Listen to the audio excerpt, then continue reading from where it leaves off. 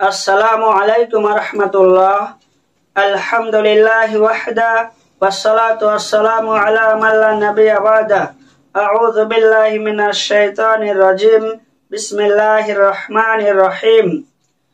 লাইলাতুল কদরি খায়রুম মিন আলফি শাহর। আল আয়াহ। ওয়া ক্বালা রাসূলুল্লাহ সাল্লাল্লাহু আলাইহি ওয়াসাল্লাম মান ক্বামা লাইলাতুল কদরি ঈমানান ওয়া ইহতিসাবান গুফিরা লাহু মা তাকাদ্দামা মিন যামবিহি। আল হাদিস। সম্মানিত দর্শকবৃন্দ, আজকে আমি আপনাদের সম্মুখে যে বিষয়টি নিয়ে আলোচনা করব সেটি হলো লাইলাতুল কদরের ফজিলত। এই বিষয়কে কেন্দ্র করে সংক্ষিপ্তভাবে কিছু কথা আলোচনা করব ইনশাআল্লাহ। রমজানের সারাংশ বা রমজানের মগজ বলা হয় রমজানের শেষ দশককে। এই শেষ দশকে বিশেষ ফজিলত রয়েছে। হয়তোবা এই ফজিলত যদি আপনি আমি অবহেলা করি তাহলে আমরা অনেকেই ভুল করব, কারণ এই রমজানই হতে পারে আপনার কিংবা আমার শেষ রমজান। তাই আসুন আমরা বিশেষ প্রস্তুতি নিয়ে রমজানের এই শেষ দশকটিকে অতিবাহিত করি আমলের মাধ্যমে। যেইভাবে অতিবাহিত করেছেন আমলের মাধ্যমে রাসূল করিম সাল্লাল্লাহু আলাইহি ওয়াসাল্লাম। রাসূল সাল্লাল্লাহু আলাইহি ওয়াসাল্লাম কিভাবে আমলের মাধ্যমে অতিবাহিত করেছেন এ সম্পর্কে জানতে গেলে বুঝতে পারি মা আয়েশা রাদিয়াল্লাহু তাআলা আনহা তিনি বলেন, কানা নবী সাল্লাল্লাহু আলাইহি ওয়াসাল্লাম ইযা দাখালাল আশরু আহিয়াল লাইল। যখন রমজানের শেষ দশক এসে যেত বা যখন রমজানের শেষ 10 রাত্রি এসে যেত তখন আল্লাহ রাসূল সাল্লাল্লাহু আলাইহি ওয়াসাল্লাম তিনি রাত্রি জাগরিত অবস্থায় থাকতেন। ওয়া আইকাদা আহলুহু, এবং তার পরিবারের সদস্যদেরকে জাগিয়ে দিতেন। ওয়া জাদ্দা, এবং তিনি অত্যন্ত উদ্দীপনার সাথে ইবাদত বন্দেগী করতেন।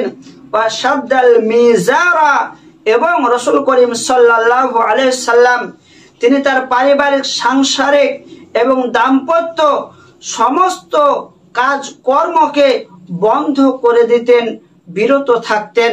সম্মানিত দর্শকবৃন্দ, তাহলে আমাদেরকে বুঝতে হবে যে নিশ্চিতভাবে রমজানের শেষ দশকে এমন কিছু গুরুত্বপূর্ণ বিষয় রয়েছে যার জন্য রাসূল করিম সাল্লাল্লাহু আলাইহি সাল্লাম তিনি সমস্ত সাংসারিক পারিবারিক কাজ কর্মকে ছেড়ে দিতেন, বন্ধ করে দিতেন। আসুন জানি কি এমন গুরুত্বপূর্ণ বিষয় রয়েছে রমজানের শেষ দশকে। এ সম্পর্কে জানতে গেলে বোঝা যায় যে রমজানের শেষ দশকের মধ্যে এমন একটি রাত্রি রয়েছে যে রাত্রিটিকে বলা হয় লাইলাতুল কদর, ভাগ্য রজনী। এই রাত্রির ফজিলত বর্ণনা করতে গিয়ে স্বয়ং আল্লাহ পাক রব্বুল আলামিন সূরা কদরের মধ্যে বলেন, লাইলাতুল কদরে খায়রুম মিন আলফি শাহর। কদর এমন একটি রাত্রি যে রাত্রিটি হলো 1000 মাস অপেক্ষা উত্তম। সম্মানিত দর্শকবৃন্দ, 1000 মাসকে যদি আপনি ক্যালকুলেশন করে দেখেন তাহলে আপনার 83 বছর 3 থেকে 4 মাস হয়, অর্থাৎ প্রায় 84 বছর। ওই এমন একটি কদরের রাত্রি যে রাত্রিটিতে ইবাদত করতে পারলে আপনার 83 থেকে 84 বছরের যতটা আমল করে সওয়াব পাওয়া যায় অতটাই সওয়াব আপনার আমার আমল নামাতে দেওয়া হবে। তাই আসুন আমরা এই অশেষ নিয়ামত এবং নেকির অধিকারী হওয়ার চেষ্টা করি।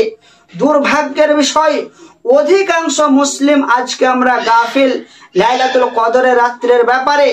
অধিকাংশ মুসলিমে আমরা অবহেলায় হেলাই ফেলাই এই বিশেষ নিয়ামতপূর্ণ রাত্রিটিকে আমরা নষ্ট করে ফেলি। তাই আমরা সকলে সচেতন হই, সজাগ হই যে আমরা লাইলাতুল কদর এত মহান রাত, এত নিয়ামতপূর্ণ রাত, এত ফজিলতপূর্ণ রাত, এই রাত্রিটিকে যেন আমরা কোনো মানুষই হেলাই ফেলাই নষ্ট না করে। তাই আমরা সকলেই লাইলাতুল কদরের রাত্রিটি জাগরণ করে ইবাদত বন্দেগীর মাধ্যমে কাটানোর চেষ্টা করি। যদি আমরা কাটাতে পারি তাহলে কি এমন সওয়াব রয়েছে এ কথাও নবী সাল্লাল্লাহু আলাইহি সাল্লাম বলে দিয়েছেন। রাসূল করিম সাল্লাল্লাহু আলাইহি সাল্লাম বলেন, মান ক্বামা লাইলাতুল কদরি ঈমানান ওয়া ইহতিসাবান গুফিরা লাহু মা তাকাদ্দামা মিন যামবি। রাসূল করিম সাল্লাল্লাহু আলাইহি সাল্লাম বলেন, যদি কোনো ব্যক্তি পরিপূর্ণ ঈমানের সাথে নেকি পাবার আশায় লাইলাতুল কদরের রাত্রিতে কিয়াম করে, অর্থাৎ তারাবি তাহাজ্জুদের মাধ্যমে রাত্রিটিকে অতিবাহিত করে, ইবাদত বন্দেগীর মাধ্যমে অতিবাহিত করে, তাহলে ওই ব্যক্তির অতীতের যাবতীয় গুনাহগুলিকে ক্ষমা করে দেয়া হবে।